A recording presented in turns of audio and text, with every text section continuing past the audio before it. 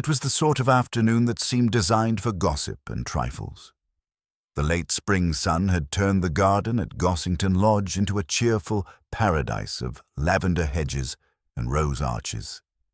Bees hummed lazily, and the clinking of china teacups mixed pleasantly with the distant bleating of sheep from the far paddocks. The air was warm but not oppressive, scented with honeysuckle and a hint of just-mown grass. It was, in short, an afternoon made for village chatter and neighborly civility. Mrs. Mildred Calthorpe, widow of the late Canon Calthorpe, had opened her garden to the ladies of St. Mary Mead for her annual Spring Bloom and Bake. Part gardening competition, part fundraising tea, and wholly a spectacle of gentle rivalries and thinly disguised one-upmanship. There were the usual offerings: lemon drizzle cakes, scones so crumbly they required careful negotiation, and, of course, a great many pots of jam of varying pedigree. Miss Jane Marple, dressed in a soft grey cardigan and a straw hat with a pale blue ribbon, sat quietly beneath a birch tree at the edge of the lawn. Her knitting lay forgotten on her lap. Though she appeared absorbed in her tea, her pale blue eyes missed nothing. Not the quick glance exchanged between Mrs. Lestrange and the vicar's wife, nor the way young Martin Cleaves's hands trembled slightly as he passed a tray of shortbread to the assembled guests. At precisely 3:37, as Mrs. Calthorpe was declaring the winner of the best bloom in a teacup, an absurd but popular category, a shrill cry cut across the garden like a blade. "Good heavens!" gasped Mrs. Pike, one of the local church wardens, clutching her parasol to her bosom. Everyone turned. Standing at the edge of the garden path was Agnes Rowley, the maid, her cap askew. Face blanched, she pointed with a shaking finger toward the old potting shed behind the hedgerows. It's Mr. Denham," she stammered. He's not moving." There was a moment of frozen silence. Then the vicar's wife dropped her teacup. Miss Marple, in contrast, rose quite calmly and laid her napkin across her chair. "If you'll excuse me," she said quietly, almost to herself, "I do believe something rather unpleasant has happened." The crowd surged toward the shed in a flutter of skirts, gasps, and poorly concealed curiosity. Inside the small brick outbuilding, amidst broken terracotta pots and the earthy scent of loam, lay Arthur Denham, retired solicitor and recent arrival to the village. His head was twisted at an unnatural angle, one arm tucked awkwardly beneath him. There was a spade beside him, its handle spattered with what looked unmistakably like blood. Mrs. Calthorpe nearly fainted. Inspector Graves, summoned from Much Benham, would later remark that it looked like an accident with garden tools. But Miss Marple, who stood quite still at the threshold of the shed, knew better. She had seen, just minutes before, someone sweeping the garden path with a long-handled broom. It had seemed so ordinary at the time, too ordinary. And in Miss Marple's long experience, when things looked too ordinary, there was usually a lie tucked under the surface, waiting patiently to be swept away. The crowd that had gathered outside the potting shed at Gossington Lodge buzzed with a mixture of shock and speculation, the pleasant air of the garden party now thick with unease. Whispered voices threaded through the groups, spreading like wildfire, each carrying its own flavor of conjecture. "Mr. Denham, dead. It must be an accident," Mrs. Lestrange insisted firmly to anyone within earshot, her eyes darting nervously toward the spade lying on the ground. "Accident, my dear. I heard the vicar say he looked quite unnatural." "Could it be foul play?" suggested Mr. Pike, adjusting his spectacles with a grave expression. Amidst this cacophony, Miss Marple remained a silent observer, her demeanor as composed as ever. She had stepped back from the shed's entrance, allowing the officialdom to take charge. Inspector Graves arrived promptly, a tall man with a somber face, and began cordoning off the area with the help of a constable. He was efficient, but a bit brusque, eager perhaps to resolve the matter quickly and return to routine. Miss Marple's gaze, however, lingered on the faces around her, the sharp glances, the sudden movements, the subtle shifts in posture. Each villager's reaction was a thread in the complex tapestry of village life, and to her, each thread hinted at something deeper. The news of Arthur Denholm's death raced through St. Mary Mead by the afternoon's end, settling in the parlours, tea-shops, and bookshops like a shadow. It was the sort of event the village had never quite experienced, and it rippled through its usually placid waters with surprising force. By evening, the village hall was abuzz with conversations. The residents gathered in small clusters, some to voice their theories, others to seek reassurance. The local doctor, a kindly man named Dr. Pierce, was called in to examine the body before the coroner could arrive. His verdict, shared quietly with Inspector Graves, was that Denholm had suffered a severe blow to the head, likely from a blunt instrument. The spade, it seemed, was the probable weapon. Miss Marple listened to these reports with an expression of quiet contemplation. She had spent the afternoon piecing together what little she had observed, reflecting particularly on the earlier moment in the garden. The broom. The broom. It had struck her as odd then, almost imperceptibly so. Someone had been sweeping the garden path, but with a deliberate slowness and care that seemed out of place among the bustle of the gathering. The sweepings were not being discarded casually, but collected carefully into a dustpan, as though erasing evidence of some kind. As the evening darkened, Miss Marple made her way back to her own cottage, the rhythmic clip-clop of her footsteps blending with the soft hum of cricket song. She thought of Arthur Denholm. The man had only arrived in St. Mary Mead a few months earlier, moving into the rather imposing Gossington Lodge. He had been a figure both admired and somewhat resented, a successful solicitor who carried himself with an air of authority that rubbed some villagers the wrong way. But who among them would have wanted him dead? The following morning, Miss Marple found herself drawn once again toward Gossington Lodge. The house sat quietly under a pale dawn, its windows reflecting the mist that clung to the hedgerows. Inspector Graves was already there, overseeing the collection of evidence. Several villagers lingered nearby, some curious, others cautious. Mrs. Calthorpe approached Miss Marple with a forced smile. "I can hardly believe such a dreadful thing could happen here." Arthur was a bit distant, yes, but hardly the sort to make enemies. Miss Marple nodded gently. "People often have reasons they do not voice, Mrs. Calthorpe. Sometimes those reasons lie hidden beneath years of quiet observation." At the inspector's invitation, Miss Marple was allowed to examine the shed. The interior was small and cluttered, a mix of gardening tools, pots, and bags of seed. There was no sign of forced entry. The spade rested near the body's last position, its handle smeared faintly with dark stains. But there was also something else. Near the door, tucked partially beneath a flower pot, was a small, intricately carved wooden box, its lid slightly ajar. Curiosity piqued, Miss Marple carefully lifted the box. Inside lay a bundle of old letters, yellowed with age. She glanced through them briefly. The letters were personal, exchanged between Arthur Denholm and an unknown correspondent, hinting at long-held secrets and unresolved grievances.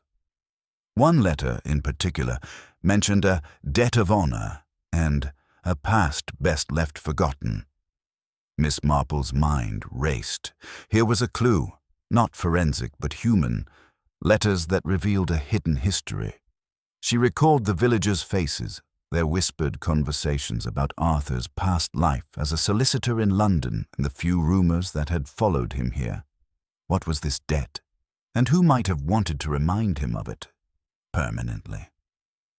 Later that day, Miss Marple paid a visit to the village pub, the Fox and Hound, where locals gathered to digest the latest news. The pub was crowded, and the murmur of conversation dipped slightly as she entered. She found a seat near the hearth and listened intently. "There's no doubt about it," said Mr. Farley, the butcher. Denholm had a temper, and I've heard tell he was involved in a nasty dispute over some property dealings before he moved here." "Property dealings?" Miss Marple inquired softly. "Aye," replied Farley. "There were whispers of a scandal, but nothing ever proved. He was always clever with the law, they said."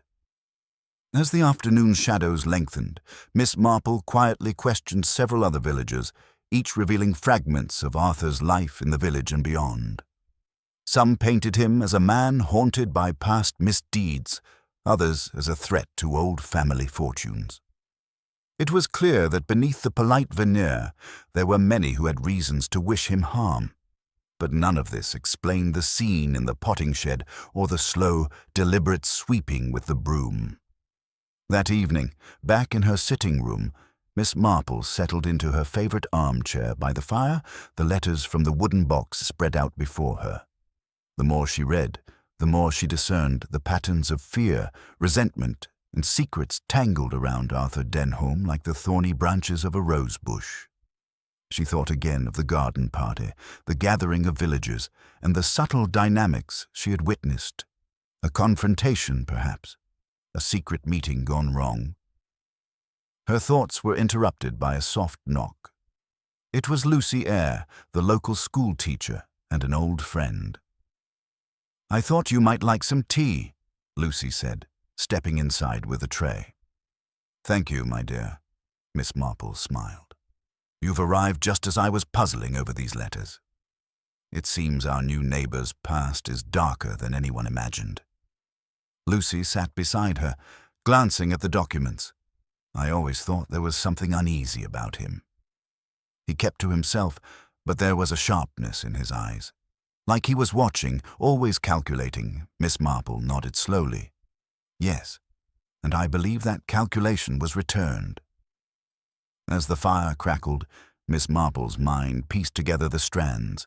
A newcomer with secrets, a village brimming with quiet resentments, a sudden death in a peaceful garden. The scene was set, but the actors had yet to reveal their true roles. Outside, the night deepened, and the village of St. Mary Mead settled uneasily beneath a blanket of stars, unaware that the gentle hands of justice were already at work. Quiet, patient, and unyielding, like Miss Marple herself. The broom had swept, but it had not yet cleared the truth, and Miss Marple was determined to find it. The next morning dawned cool and overcast, the soft grey light settling over St. Mary Mead like a shroud. Miss Marple awoke with a quiet determination. There was much to be done, and she knew that time was of the essence before the village's fragile calm gave way to fear and suspicion. After a simple breakfast, she set out toward Gossington Lodge once more. The house sat still and imposing, its windows shuttered against the chill, as if holding its breath in the wake of the tragedy. Inspector Graves was there already, pacing the gravel driveway with an expression that was a mixture of frustration and impatience. "Miss Marple," he greeted her, nodding curtly. "I trust you've been following the proceedings closely." "I have," she replied softly, "and I hope to offer some observations that might assist the investigation." Inspector Graves looked skeptical but indulgent. "Very well, but you'll understand I must proceed by the book. We have little to go on, but the evidence at the scene." Miss Marple smiled faintly. "And yet it is often the human evidence, the patterns of behavior and small details, that reveal what the forensics cannot." Inside the house, the atmosphere was heavy. The staff moved with subdued steps, and the rooms retained the scent of Arthur Denholm's presence, mingled faintly with the aroma of stale tobacco and old leather. Miss Marple made her way to the drawing-room, where Mrs. Calthorpe sat, visibly shaken but composed. "Mrs. Calthorpe," Miss Marple began gently, "may I ask about Mr. Denholm's recent interactions? Did you notice anything unusual in his demeanor, or in the way others treated him?" Mrs. Calthorpe hesitated, then sighed. Arthur was a man of contradictions. He could be charming one moment and cold the next. Since moving here, he had few close acquaintances, but there were certainly moments when I sensed tension between him and certain villagers. Mr. Cleves, for instance, seemed uneasy around him. Miss Marple's mind noted the name. Martin Cleves, the young man who had been nervously serving tea during the garden party. Did Mr. Denholm have business with Mr. Cleves? None that I know of, Mrs. Calthorpe replied, frowning. But Martin is the son of an old family in the village, and Arthur's arrival unsettled the established order. There have been murmurs about disputes over land boundaries and inheritances. Miss Marple nodded, recalling snippets of overheard conversations about unsettled property claims. And what of the letters found in the potting shed? Did Mr. Denholm confide in anyone here about his past? No, those were private, Mrs. Calthorpe answered. He was a reserved man.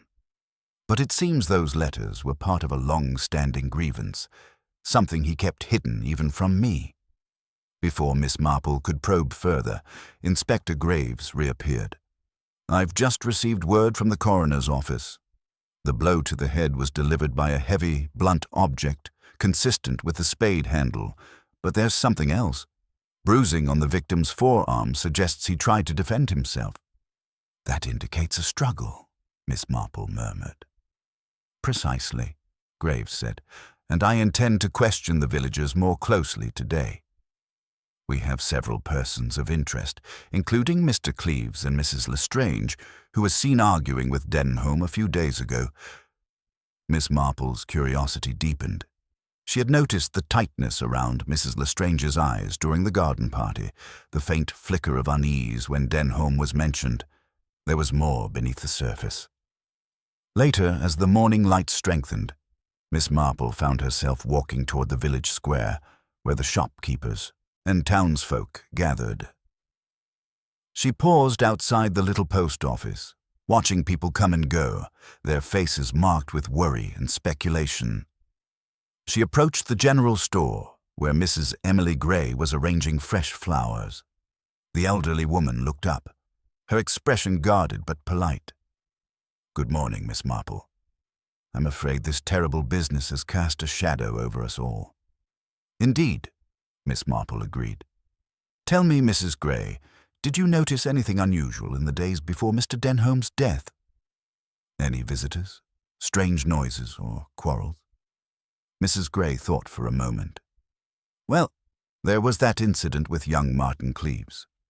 He seemed distracted, kept checking his watch and glancing toward Gossington Lodge, though he never stayed long. Some said he was meeting with Mr. Denholm secretly. Did anyone else mention this? Miss Marple asked. A few, yes. But gossip here is often unreliable, Mrs. Gray said with a wink. Miss Marple smiled, but made a mental note to speak with Martin Cleves soon. From the corner of her eye, Miss Marple noticed Mr. Farley, the butcher, entering the shop. He looked flushed and a little agitated. Good morning, Mr. Farley, Miss Marple greeted. Are you well? As well as one can be, given recent events, he replied gruffly, though I hear the police are keen on finding a quick resolution. I hope they don't overlook anything important. Sometimes, the most important clues are not obvious, Miss Marple said quietly. Might I ask if you noticed anything out of place at the garden party? Farley scratched his chin thoughtfully. Now that you mention it, I did see Mrs. Lestrange near the potting shed shortly before the body was found. She looked flustered, like she was hiding something. Miss Marple's eyes narrowed slightly. Mrs. Lestrange's reputation for sharp words and sharper secrets was well known. If she was indeed near the shed, that could not be ignored. With the afternoon advancing, Miss Marple made her way to the small village schoolhouse, where Martin Cleves worked as a teaching assistant. The boy looked pale and tense when she arrived. Martin, she said gently, may I have a word about Mr. Denholm? He swallowed hard, but nodded. Of course, Miss Marple. Were you at Gossington Lodge recently? Did you have any reason to meet Mr. Denholm privately? Martin hesitated, then admitted, Yes, I went there a few times. Mr. Denholm was helping me with some legal advice about my family's land. There's a dispute and I didn't know what to do. Did anyone else know about these visits? Only my mother, and I was supposed to keep it quiet, he said quickly. Miss Marple regarded him thoughtfully. Did anything happen during those visits? Anything that upset you? Martin shook his head. No, he was always polite, though a bit stern. Very well, Miss Marple said. Thank you for your honesty. As Martin left, Miss Marple's thoughts turned to the tangled web of village relations. Arthur Denholm's death was no accident, and the threads of land disputes, old grudges, and secret meetings were beginning to weave a more complicated picture. That evening, the village buzzed with renewed speculation. Miss Marple sat by her fire once again, the letters spread before her, alongside notes from her conversations. She realized the importance of the small, overlooked details, the careful sweeping of the garden path, the hidden box of letters, Mrs. Lestrange's proximity to the scene, and Martin's secret visits. Yet something still eluded her. Outside, a soft breeze stirred the branches, and in the quiet of her cottage, Miss Marple allowed herself a faint smile. The pieces were moving into place, and soon the true nature of the crime, and the culprit, would come to light. But not before one more revelation disturbed the fragile peace of St. Mary Mead. The morning sun broke through a thin veil of mist, casting a soft glow over St. Mary Mead. Yet, beneath the gentle light, a shadow lingered, an unease that settled deep into the village's heart. News had spread quickly of the unexpected revelation at the coroner's inquest. Arthur Denholm's death was not the result of a single blow, but several, delivered with deliberate force. The man had fought fiercely in his final moments. This knowledge rippled through the village, sharpening glances and deepening suspicions. The seemingly tranquil community now stood poised on the edge of apprehension, each resident quietly wondering who among them harbored secrets dark enough to kill. Miss Marple awoke with a sense of urgency. The puzzle pieces were shifting, and with each new detail, the true picture of that fatal afternoon at Gossington Lodge became more intricate. There was something more, something she had not yet uncovered. By mid-morning, Miss Marple made her way to the village post office, where the latest gossip was certain to gather like moths around a flame. The atmosphere inside was thick with hushed conversations and nervous smile.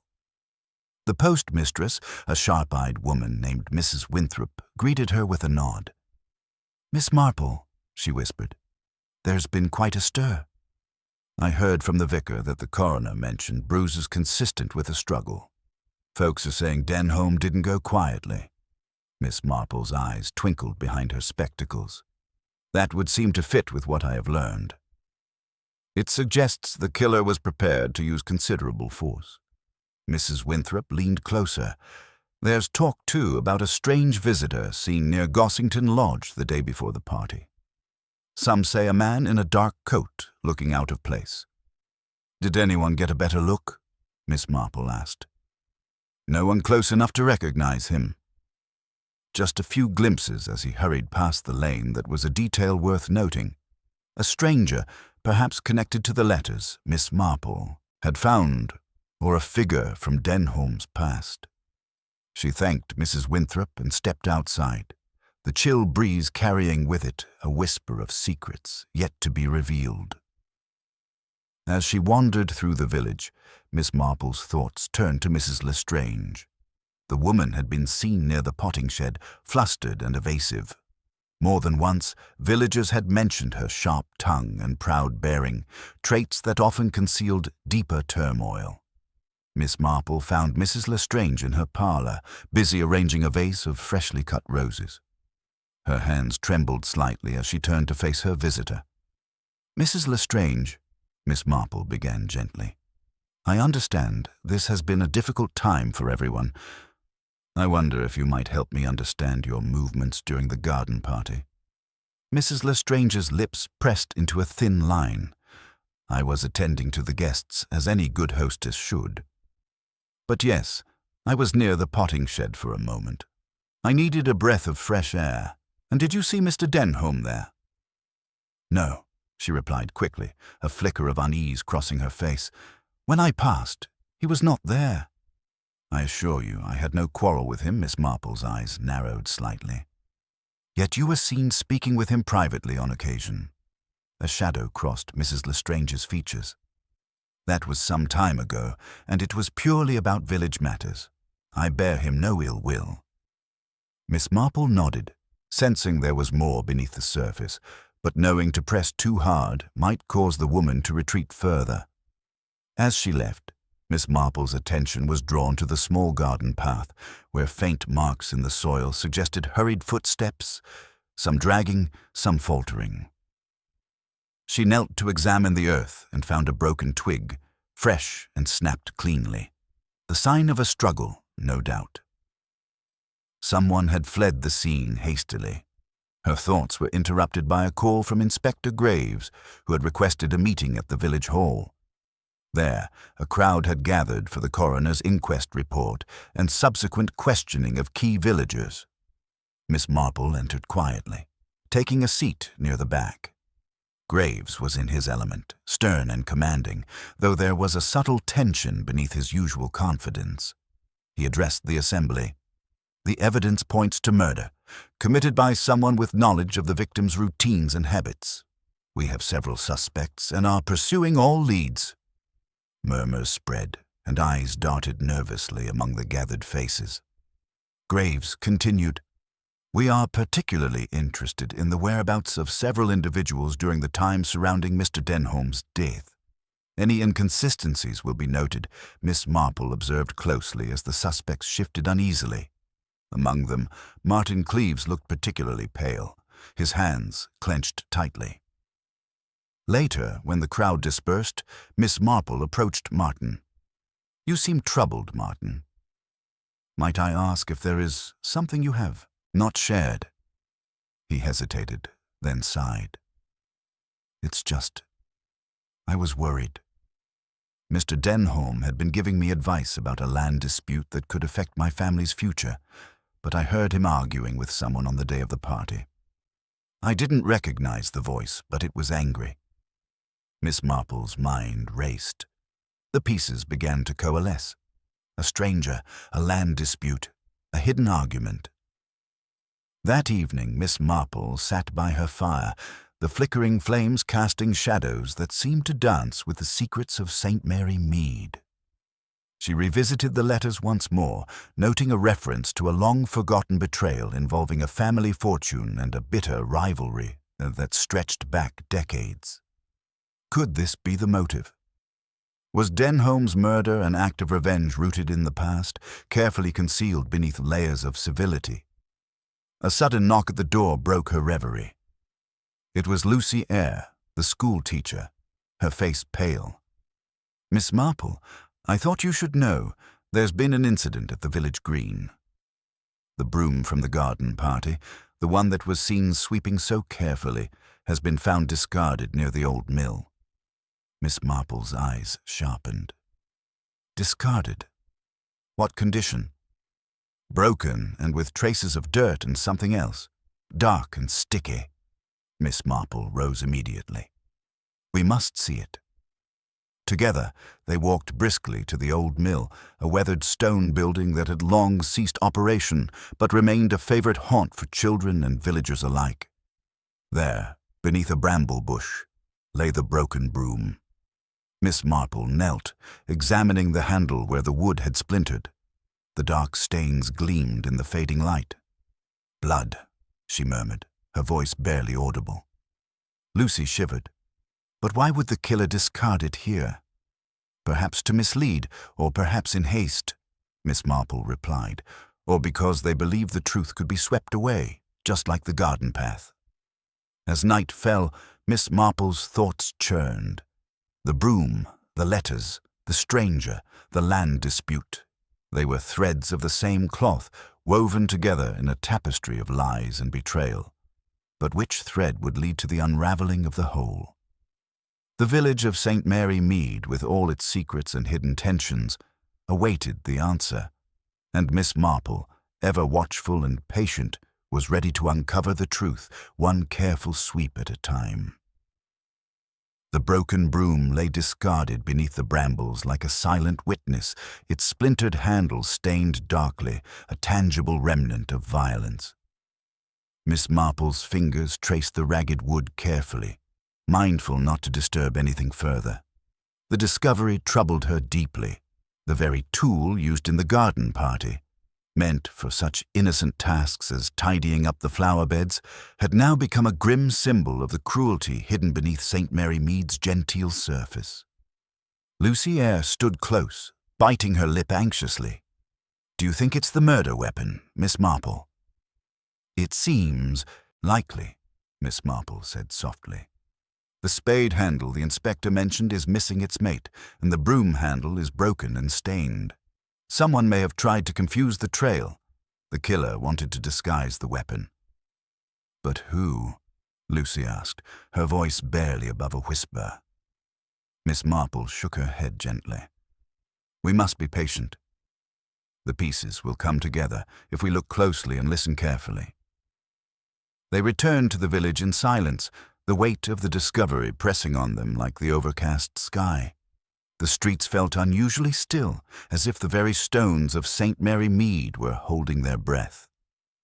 Later that day, Miss Marple visited Inspector Graves at the small police office. He looked up from his desk with an expression that was at once grave and weary.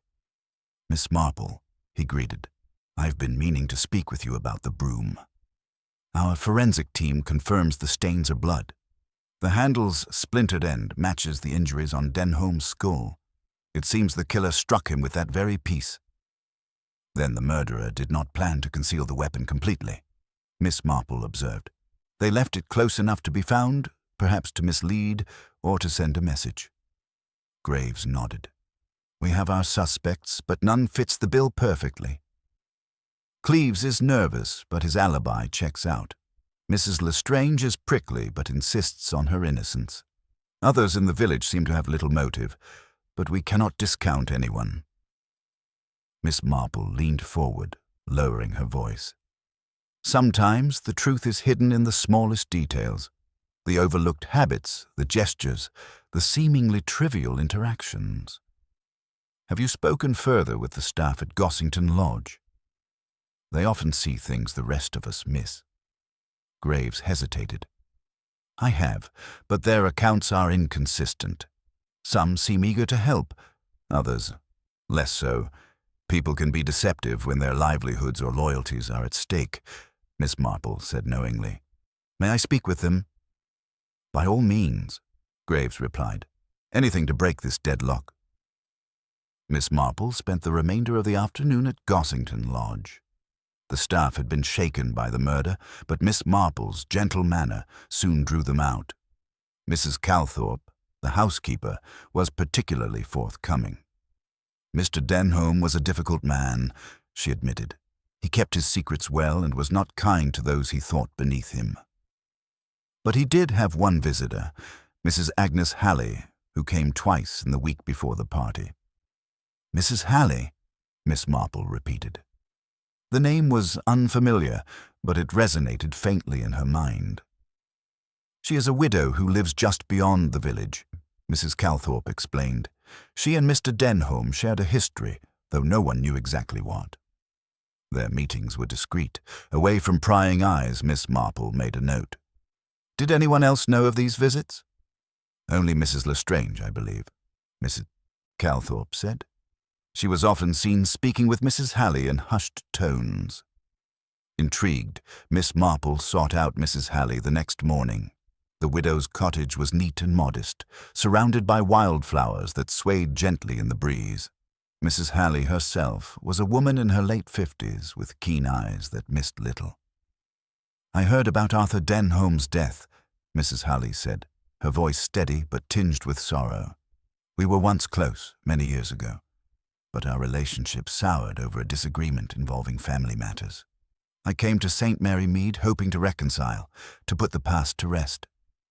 "Did you see him recently?" Miss Marple asked. Twice, just before the garden party, Mrs. Halley confirmed. Our conversations were tense but civil. I wanted forgiveness. He was more interested in settling old scores. Miss Marple nodded thoughtfully.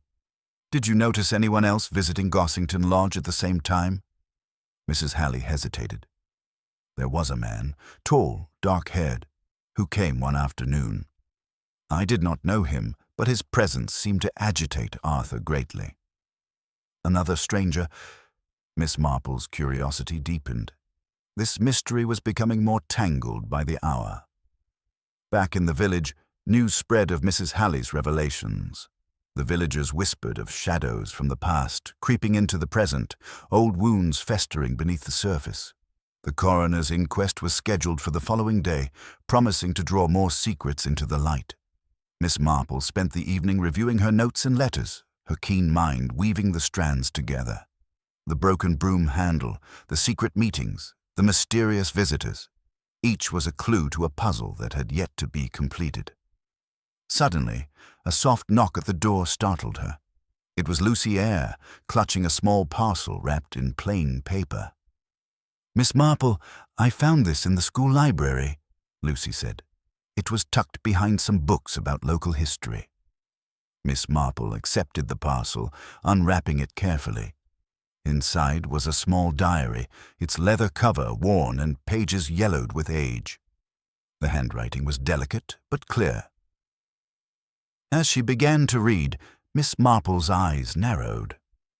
The diary belonged to a woman named Eliza Denholm, Arthur's great-aunt. It spoke of a family secret, an illegitimate child, a disputed inheritance, and a betrayal so profound that it had fractured the Denholm family for generations. This changes everything, Miss Marple murmured. The motives for murder are deeper than we thought. Lucy looked puzzled. But how does this relate to the broken broom or the strangers? Miss Marple smiled faintly. All in good time, Lucy. All in good time. Outside, the village clock chimed softly, marking the approach of midnight. The peaceful facade of St. Mary Mead had cracked, revealing the tangled web beneath. A web of lies, old grudges, and desperate acts. And Miss Marple, with her quiet wisdom and keen insight, was ready to unravel it thread by thread until the truth swept clean and bare. But first, she would need to watch and wait, for the next move in this deadly game was yet to come. The morning after Lucy's unexpected visit, Miss Marple sat at her small writing desk, the diary of Eliza Denholm open before her. The delicate script described a shadowy family history, an illegitimate child, whispered arguments over inheritances, and a scandal that had been carefully buried under layers of polite society. As she read, Miss Marple's mind sifted through the intricate relationships, noting how old grievances often fester beneath the surface, waiting for the right moment to erupt. It was precisely such resentments that made murder in St. Mary Mead far from unthinkable. A knock at the door interrupted her thoughts. It was Dr. Hayward, the village physician, with a grave expression. Miss Marple, I've just returned from examining the late Mr. Denholm's body again, at the request of Inspector Graves. There's something you might find of interest. Miss Marple gestured for him to enter, and he moved to the fireplace where the morning light spilled in. Though the initial injuries were clear, blows to the head with that broken broom handle, the bruising suggests the victim was struck multiple times, but not all were fatal. The others may have been defensive wounds, indicating he struggled fiercely, which means the killer faced resistance, Miss Marple mused. A man not accustomed to yielding quietly. Dr. Hayward nodded. Exactly. And there's more. I found a small puncture wound on his hand, barely visible at first. It's possible he was scratched or pricked during the fight. Miss Marple's eyes narrowed. A sign that the assailant used their hands as well as the broom handle. Possibly a woman, or someone familiar enough to be within arm's reach. Dr. Hayward hesitated, then added, Also, I noticed a faint scent on the victim's clothing, something floral, but not overpowering. Perhaps from a garden flower or perfume. That might be the key, Miss Marple said thoughtfully. The murderer left an inadvertent trace. As Dr. Hayward took his leave, Miss Marple felt a renewed sense of purpose. The clues were coming together, each one illuminating another corner of the dark tapestry. Later that day, she visited Mrs. Lestrange once more, this time with a quiet resolve. The woman received her in the parlor, the faint scent of lavender in the air.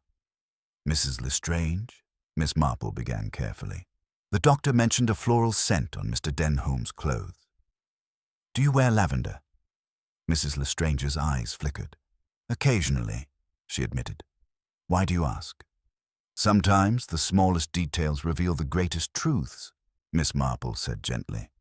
"You were near the potting shed during the party. Is there anything you wish to tell me about that moment?"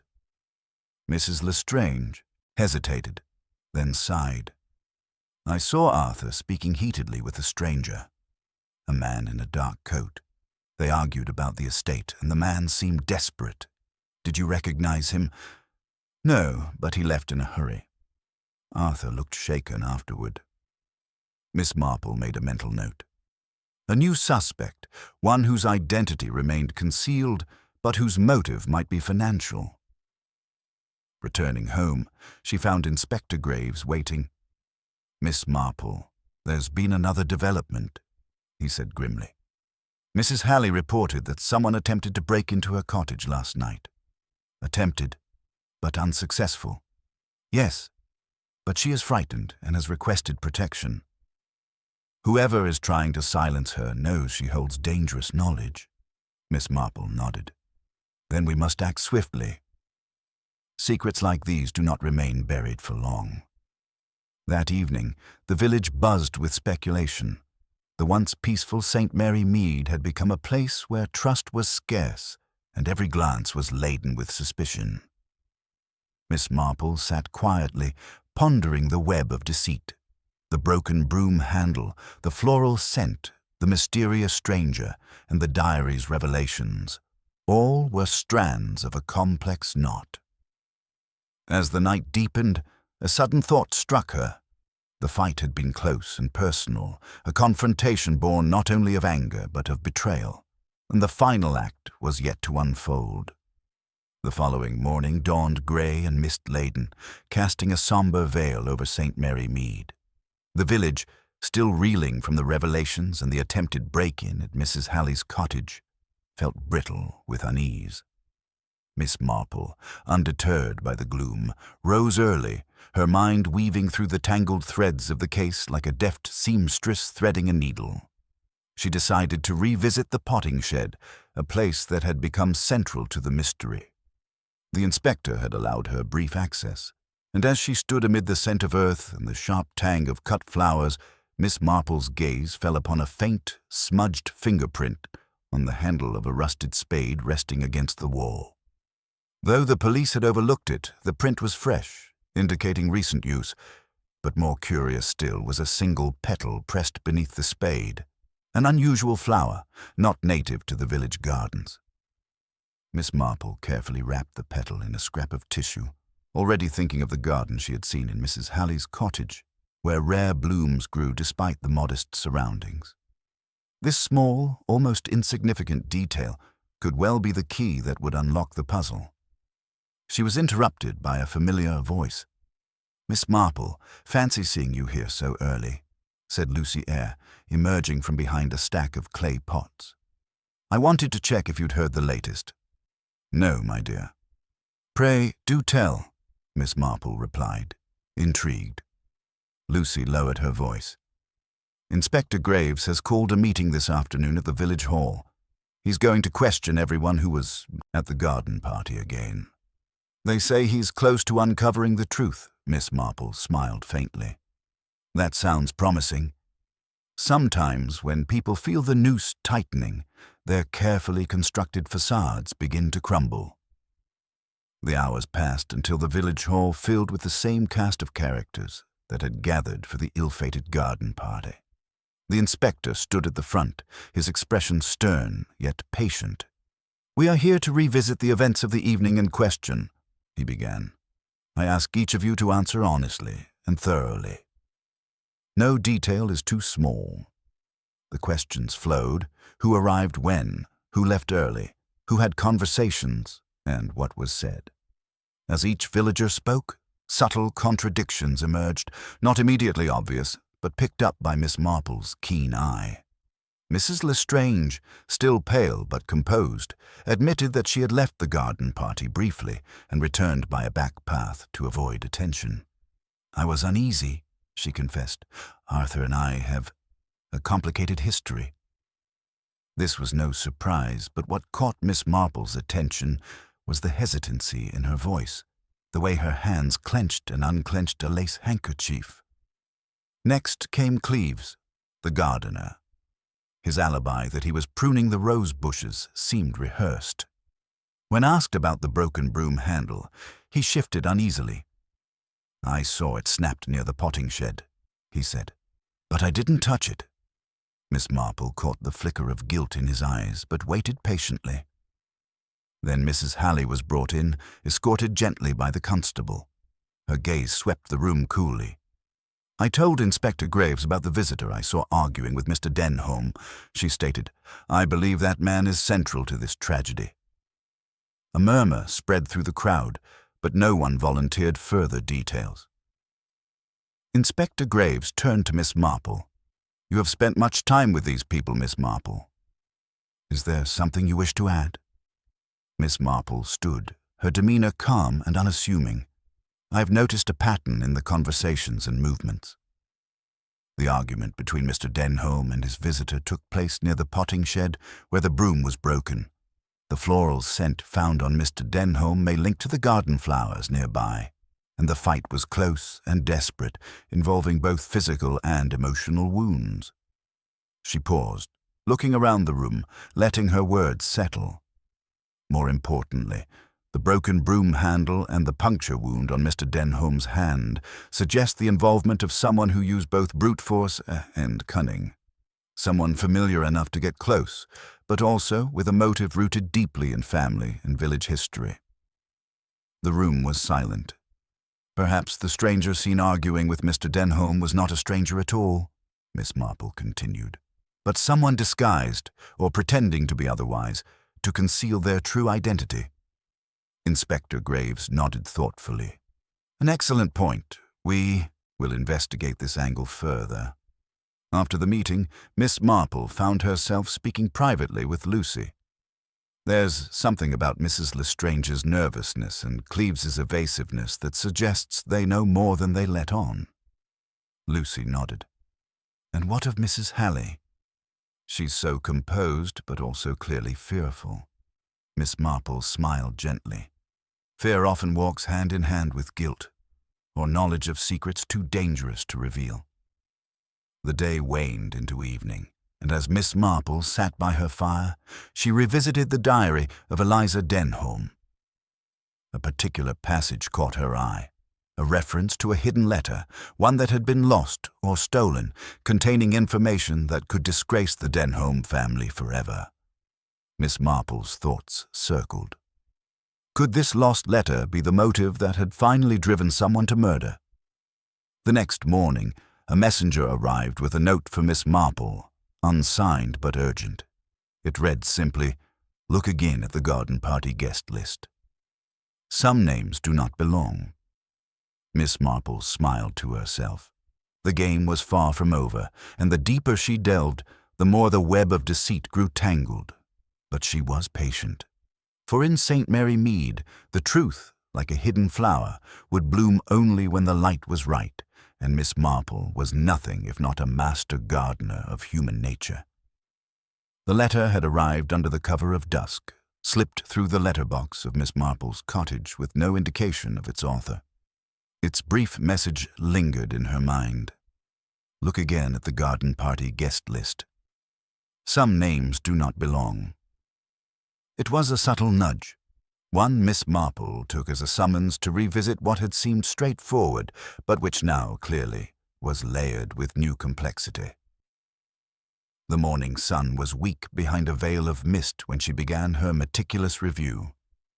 She retrieved the guest list from the garden party, carefully preserved by the village hall clerk, and spread it before her, pen in hand.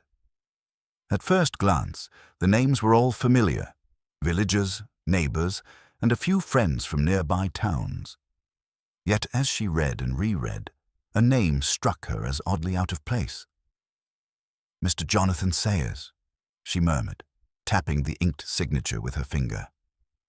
Jonathan was said to be a distant cousin of the Denholms, but a cousin long estranged and almost forgotten. She recalled Mrs. Halley's mention of a visitor arguing with Arthur Denholm. Was it possible Jonathan Sayers was the mysterious figure? Miss Marple rose and wrapped a shawl around her shoulders, deciding to pay Jonathan a visit. He lived on the outskirts of the village, a quiet man who kept to himself in a modest cottage surrounded by overgrown gardens. A man whose presence was barely noted by most of St. Mary Mead. Upon arrival, the cottage was silent except for the faint ticking of a clock. Jonathan Sayers answered the door, his face pale, his eyes cautious. "Miss Marple," he said with thin politeness, "to what do I owe the pleasure?" "I wish to discuss the evening of the garden party," she replied gently, stepping inside. "I understand you had a conversation with Arthur Denholm that night." Jonathan's jaw tightened, and he invited her into the dim sitting room. "Yes," he said reluctantly. "We argued about the family estate. Arthur believed I had designs on it, but I wanted only to clear my name and set matters right." Miss Marple nodded, sensing the weight behind his words. "There is talk of a letter, one that could damage the Denholm reputation. Are you familiar with it?" Jonathan's eyes flickered with something like fear. "I am. It was sent many years ago, but its whereabouts have been unknown. If it resurfaced, it could change everything." "Did you seek the letter?" He hesitated. "I did, but I swear I had no intention to harm Arthur. I wanted the truth to come to light, no matter the cost." Miss Marple's gaze was steady. "Did you meet anyone else that evening near the potting shed?" Jonathan swallowed.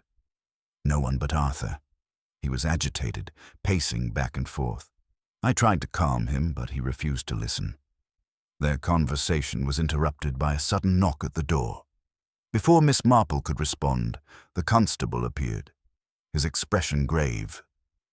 "Miss Marple, we've found something at the potting shed." Together, they hurried outside. There, near the broken broom handle, lay a small leather pouch. Inside was a delicate silver locket, tarnished but still elegant. Miss Marple picked it up carefully. "This belonged to Eliza Denholm," she said softly. "She wore it often." The discovery was startling. If the locket had been dropped during the struggle, it meant Eliza, or someone possessing her belongings, had been at the scene. But Eliza was deceased for decades. Inspector Graves arrived, nodding in acknowledgement. "Miss Marple, this changes things. The locket is a significant find. It suggests a connection between the old family secrets and the present crime." Miss Marple pondered this, feeling the invisible threads pulling tighter.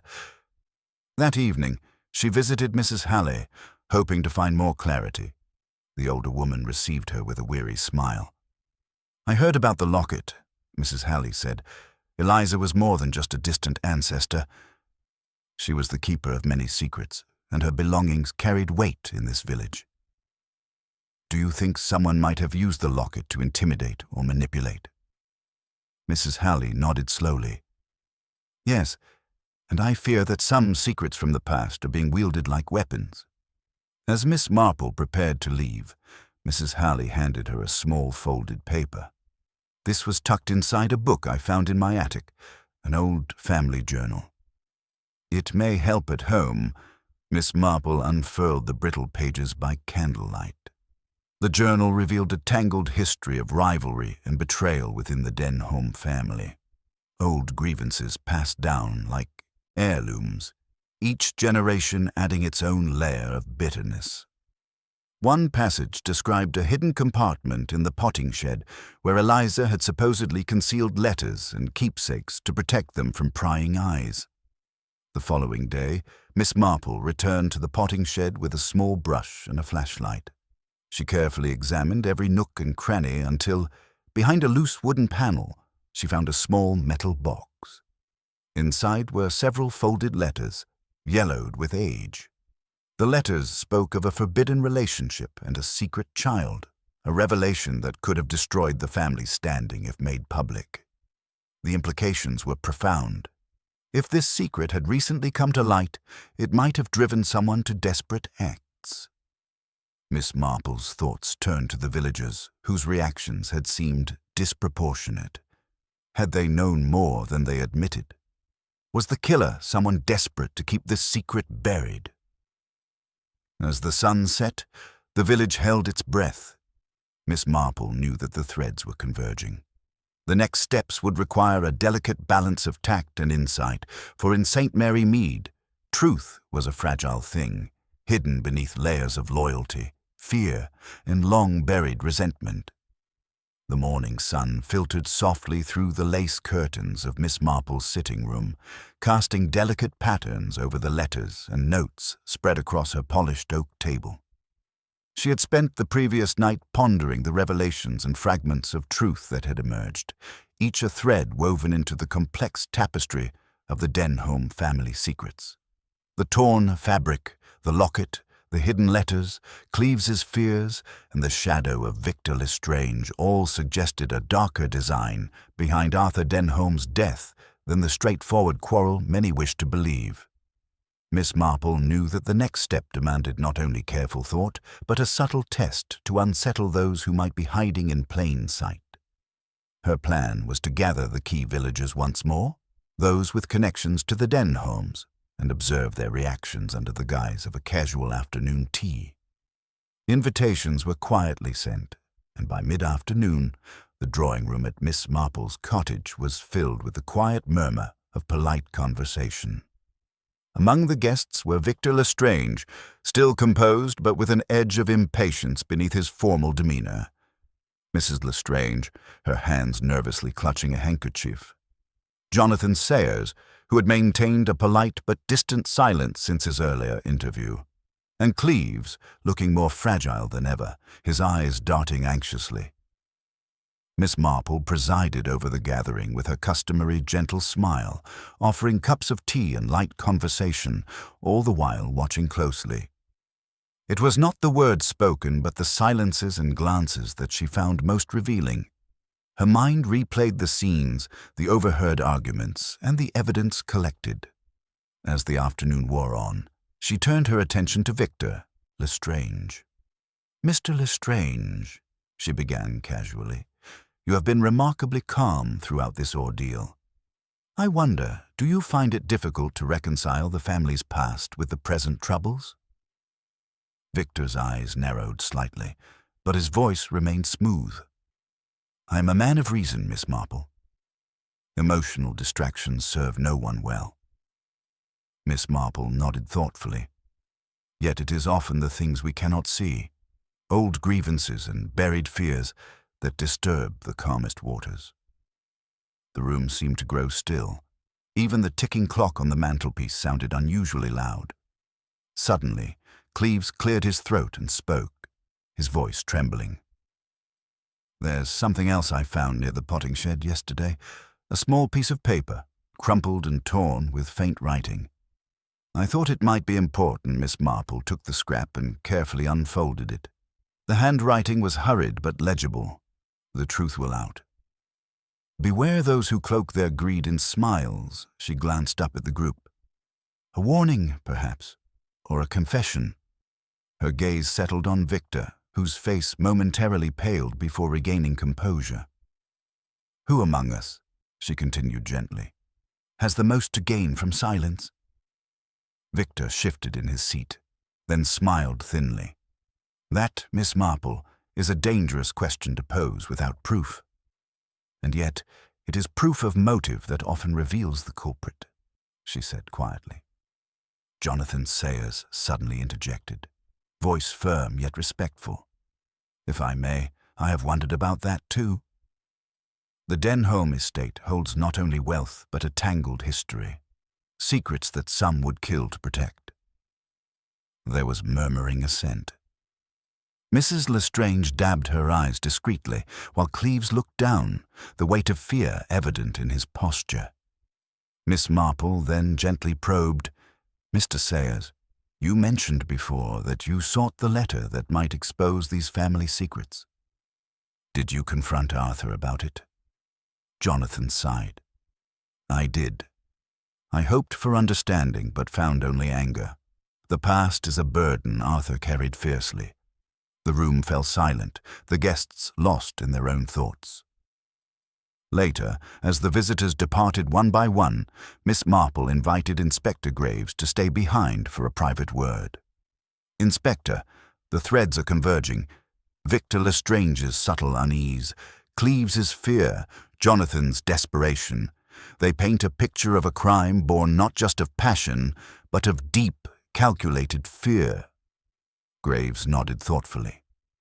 "And the locket, the torn fabric, physical clues that tie the past to the present." Miss Marple smiled faintly. "Indeed. But the final revelation will come not from objects, but from watching the hearts behind those eyes." As the day gave way to twilight, Miss Marple sat once more by her window, the village of St. Mary Mead cloaked in quiet and mist. The truth waited just beneath the surface, and soon the delicate dance of shadows and secrets would reach its final step. The dawn was pale and fragile as it crept over the rooftops of St. Mary Mead, casting long, uncertain shadows through the narrow lanes. Miss Marple stood quietly by her window, watching the village rouse itself to another day, yet the stillness outside felt at odds with the turmoil that clung to the air. The threads of deception were tightening, and she knew that before the sun dipped again, the final truth would emerge, clear, irrevocable, and quietly devastating. Her mind returned to the afternoon tea, to the subtle glances and fleeting expressions that had spoken more than words. Victor Lestrange's carefully controlled demeanor cracked just enough to betray his unease. Cleves's trembling admissions laid bare the fear of a man trapped, and Jonathan Sayers' restless urgency revealed a desperation tied not only to family history, but to personal stakes.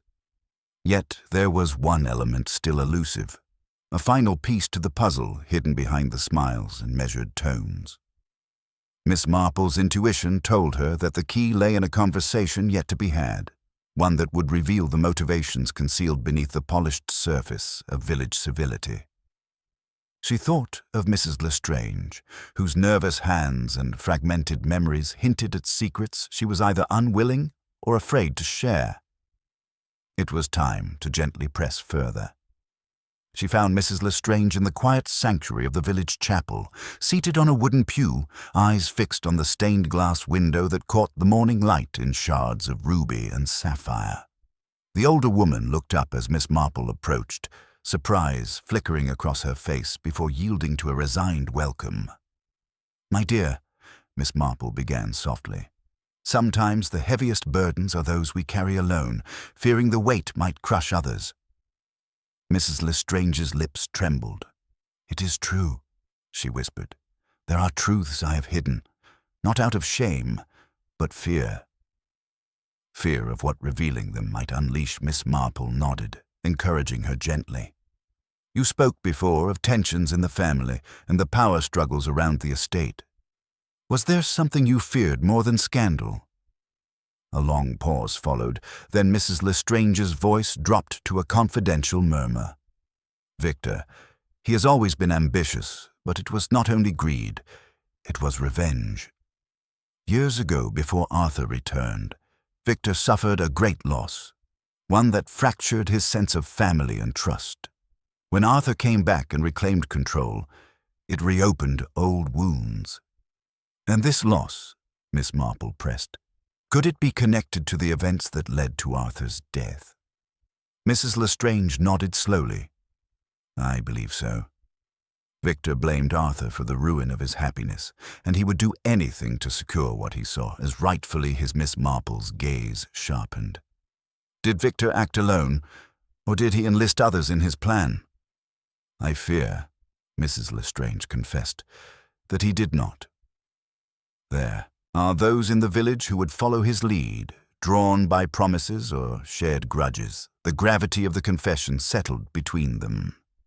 Miss Marple understood that the conspiracy was wider than she had imagined, a web woven with old resentments and fresh fears. Later that day, Miss Marple invited Inspector Graves to accompany her to the Denholm estate. The house, now silent and sombre, seemed to hold its breath, as if awaiting the unraveling of its darkest secret. They began in the study, where the hidden letters had first come to light and where Arthur had spent countless hours battling ghosts of the past. Miss Marple's eyes were drawn to the desk, its surface cluttered with papers and a single unopened envelope. She carefully broke the seal and unfolded the letter inside. It was addressed to Arthur, penned in a familiar hand. Jonathan Sayers. The letter spoke of desperation, a plea for reconciliation, and a veiled warning about the dangers of digging too deeply into family matters. Jonathan's words revealed a man caught between loyalty and fear, desperate to prevent the unearthing of truths that might destroy more than reputations. Inspector Graves frowned. This adds a new dimension. Jonathan's involvement runs deeper than we thought. Miss Marple nodded. Indeed, his motives were tangled in the past as much as the present. As they explored further, a sudden noise drew their attention to the hallway, a soft shuffle, the faintest breath of movement. Miss Marple's eyes narrowed. We are not alone. From the shadows stepped Cleves, his face pale but resolute. I had to come, he said, voice steady despite the tension. There is one thing I must show you. Guiding them to the greenhouse, Cleves revealed a small, hidden compartment beneath the floorboards. Inside lay a bundle of papers, diaries, notes, and correspondences that painted a fuller picture of the Denholm family's turmoil. Among the pages was a confession written by Victor Lestrange himself, penned in a moment of bitter honesty. The letter detailed his grievances, his anger, and a chilling resolve to reclaim what he believed was stolen from him, though it stopped short of admitting guilt for Arthur's death. Miss Marple's heart quickened. The confession was a damning piece of evidence, but not yet the whole truth. Returning to the drawing room, the group gathered once more, tension thick as the fading daylight. Miss Marple rose, her voice calm but unwavering. The events leading to Arthur Denholm's death are rooted in years of pain, resentment, and fear. We have seen that Victor Lestrange harbored deep motives and that others in this village have been drawn into a web of secrecy. Her eyes swept over the faces before her, but the act itself required more than anger.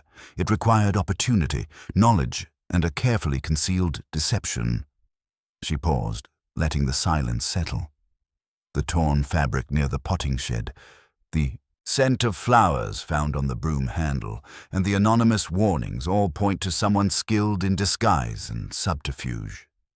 Her gaze fixed on Jonathan Sayers, whose composure now faltered.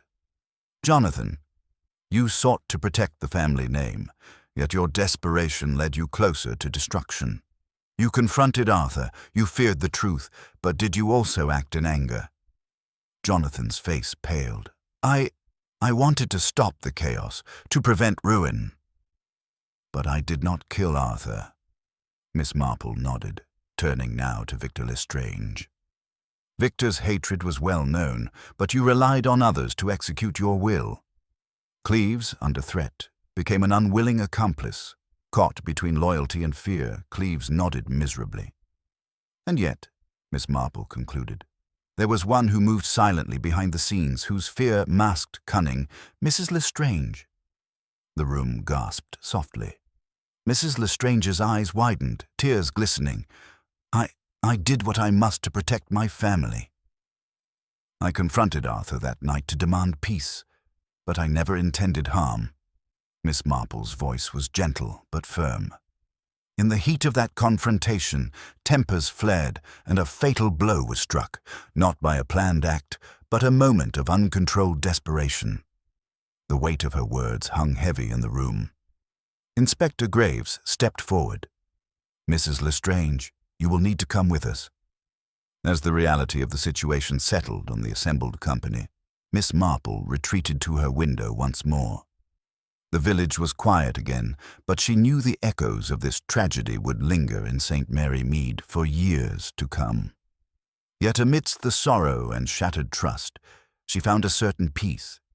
The tangled threads had been gently unraveled, and though human frailty had led to darkness, truth, like dawn, had finally broken through. The morning after the arrest, a soft mist hung over St. Mary Mead like a curtain drawn gently across a stage just emptied of its players. The village had not yet resumed its usual rhythm. At the post office, the chatter was unusually hushed. At the grocer's, voices faltered, eyes darting toward the door as though expecting ghosts from the Denholm estate to walk in. Miss Marple sat quietly in her sitting room, the teapot warm beside her, a single cup placed just so on a delicate saucer. She wasn't one for celebration or vindication, but reflection. Oh, yes, always.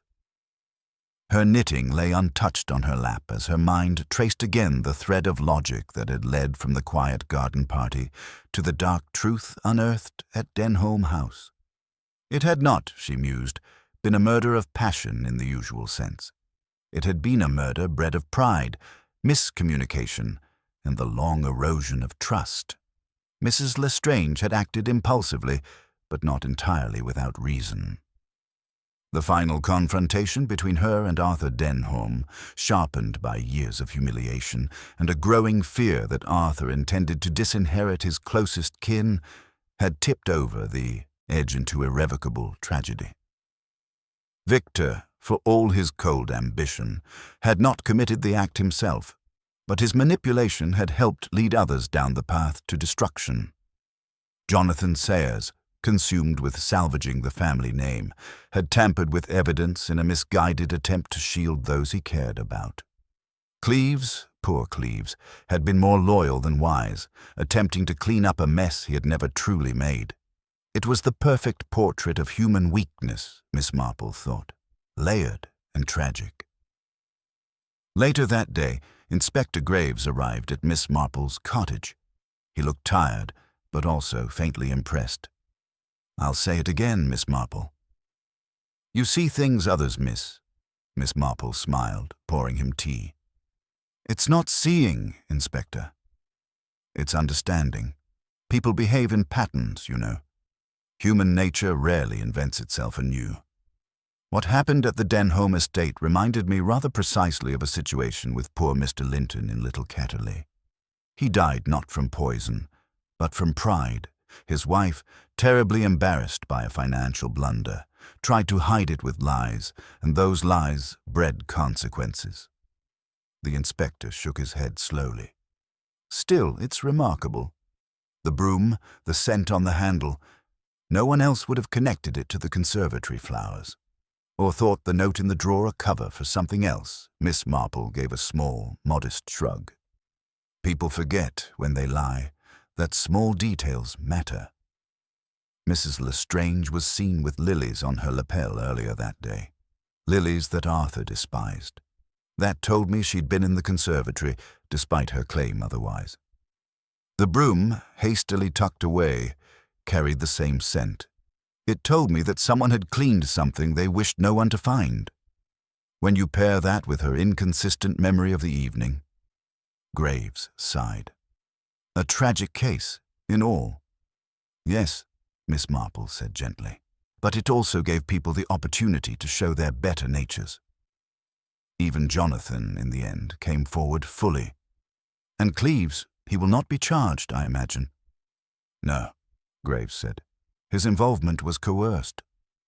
And thanks to your careful untangling, we now understand the full picture." As the inspector rose to leave, Miss Marple walked him to the door. Outside, the sun was beginning to burn away the mist.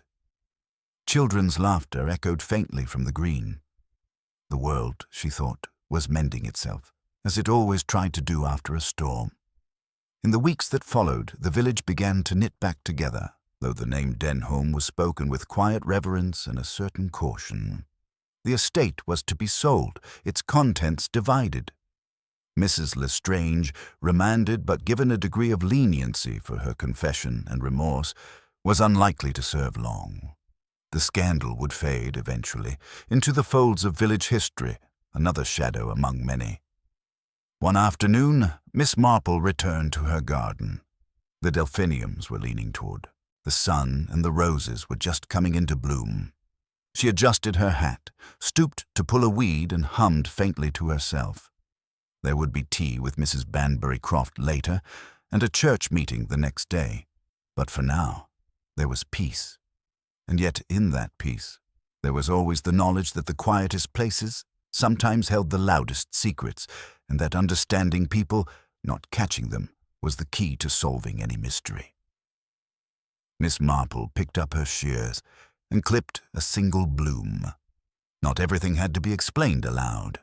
After all, as she often said, one sees more clearly when one simply watches.